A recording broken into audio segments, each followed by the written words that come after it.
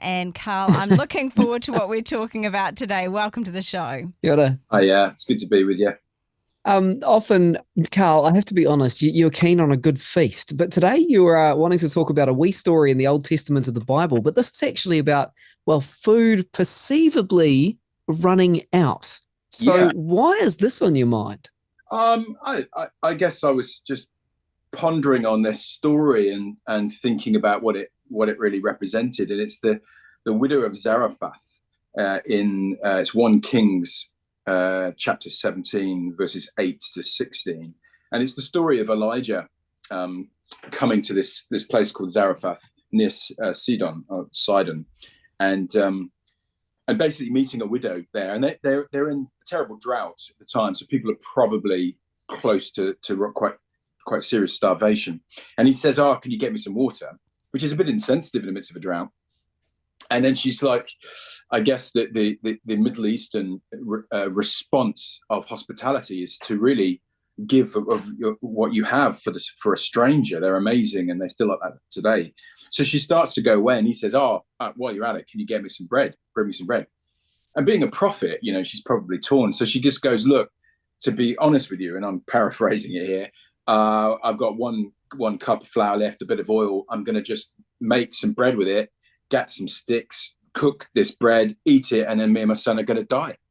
It's kind of seemingly quite over the top, but they must have been starving, really badly starving. She's like, "You're dreaming. I've got nothing left. We're going to just lay down and die." And he says, "Don't worry. I serve the God of the universe, and make the bread. Do as you say, but then take half of it, give me the first portion, and then eat for yourselves. But hey, don't worry, you will not run out of flour. You will not run out of oil. It will be an unending sort of store for you until the rain comes back again." And it's just it's one of these classic Elijah stories, really. But she does as she obeys that. She trusts him and makes the bread and gives him the first fruits of what she has left. And sure enough, her bread and oil doesn't run out. And I thought, what a cool story for us to reflect on. When it comes to a story like this, though, Carl, I'm just thinking in terms of, there's a couple of things there. You were talking about the hospitality of giving, what you have to a stranger, but it's also a pretty major step in terms of trusting God for provision, in this instance, isn't it? Yeah, big time. And I think the principle I think you've got hospitality into faith-filled generosity. She gives and we see that with things like the widow's mite. She gave of her lack, and God honored that. And I think, for us, sometimes do we think, "Oh, I can't be generous because I don't have enough. I'll be generous when I've got enough." And I think God's going, "No, that's not really the point. I want you to understand the spirit of generosity, live out of that, and then trust me to be the provider." And God wants to provide for us radically when we live like that. And I think that's the message for all of us, particularly in these days where food costs have gone up and all the rest of it. Generosity comes first, and sharing what we have, and God will bless you in that way of being. So yeah, such a story of, like you say, trust and generosity. So many things that we can learn from it in these days. But I'm wondering, how does this tie in for your food for thought? What kind of food are we making today? Is it bread? We're not making, well, bread's an idea. I was going to say, we're making, is it dapper? Do you remember making that around the campfire, that flour? Yeah. It's a bit of a Southern Hemisphere thing. I researched it in the UK and have made my own, but it's a bit more kind of outback kind of bread. I'll tell you what, we'll do damper part 2. So briefly, I thought we'd just follow the widow's recipe. Okay. This is a flatbread they would have eaten a flatbread type thing without yeast.